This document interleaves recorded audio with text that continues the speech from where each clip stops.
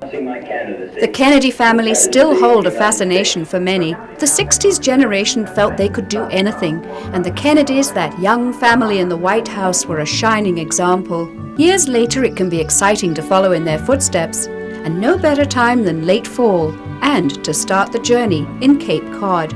500,000 people that live down here in the summer, but in the winter there's only 200,000 that live down here.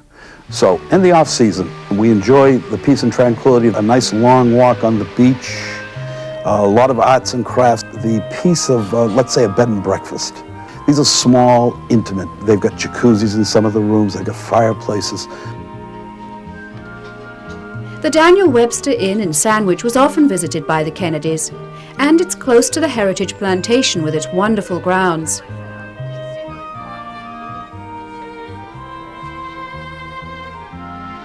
As you drive around the Cape and explore the beaches, you'll begin to understand why the Kennedys loved it here.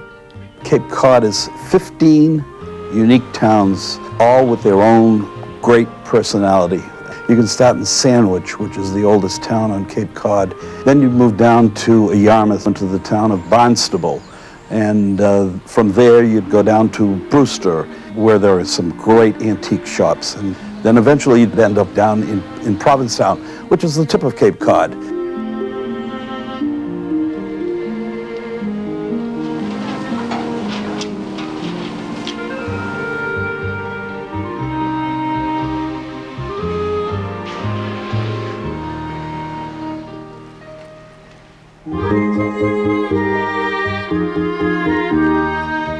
Provincetown is also the entry to the National Seashore. The National Seashore itself as a park system was brought to us in August of 1961 by John F. Kennedy's vision. He had the vision that you could incorporate a community with a park, and subsequently we have 5 communities within the National Seashore. These marvelous dunes of Cape Cod were formed by the receding glaciers 20,000 years ago. Ironically, the shifting sands, while dangerous to shipping, provide sanctuary for shorebirds. Because of that barrier beach, Nauset Marsh flourishes as the most abundant of our ecosystems on Cape Cod. We have shell fishing, which is going on presently at low tide, and it also is a wintering spot for shorebirds. We also have marine or seal populations.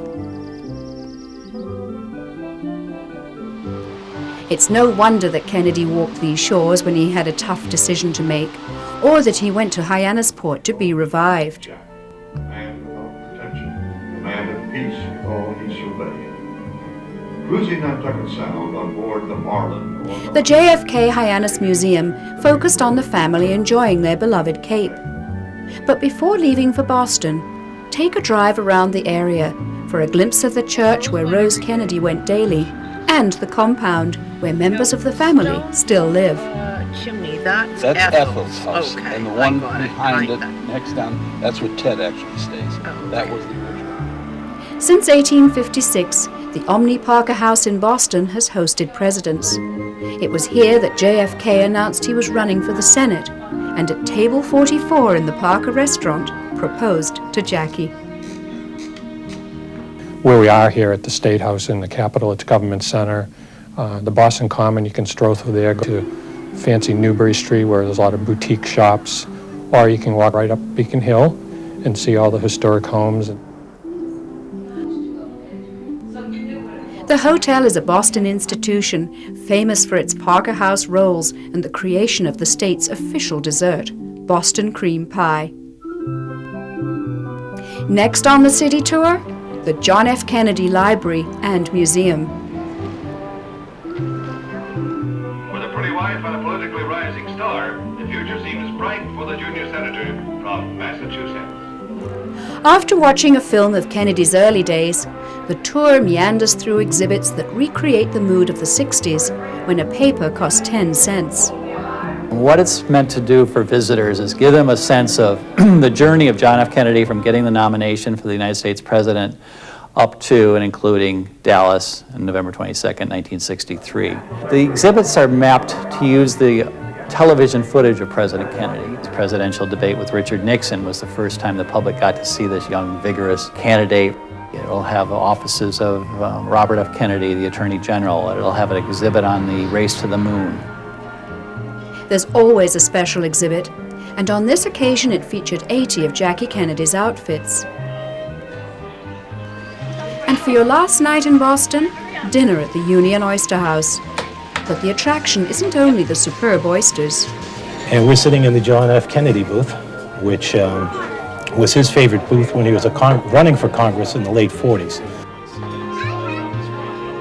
For more information, visit our website on topoftheworld.net.